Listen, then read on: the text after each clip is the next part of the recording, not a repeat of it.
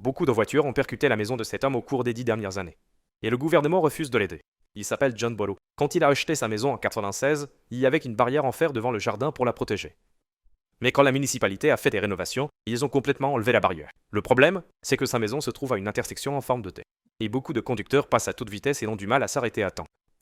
Le résultat, c'est qu'un grand nombre de voitures ont percuté son jardin et 3 voitures ont même percuté sa maison. L'une d'elles est entrée dans sa cuisine et a failli le heurter alors qu'il venait de finir des réparations. Une autre voiture est entrée dans son garage et l'a détruit. Non seulement il a payé des milliers de dollars de sa poche, mais il a aussi perdu 3 de ses propres voitures, et sa compagnie d'assurance l'a menacé de résilier son contrat si la situation ne changeait pas. Même sa famille ne vient plus lui rendre visite à cause du nombre d'accidents. Et pourtant, cela fait des années qu'il demande à la ville de lui remettre la barrière. Mais ils ont refusé sous prétexte que cela ne respecte pas la réglementation. Et tout ce qu'ils ont fait, c'est de lui mettre 2 gros rochers devant la maison. Effectivement, ça a empêché quelques accidents.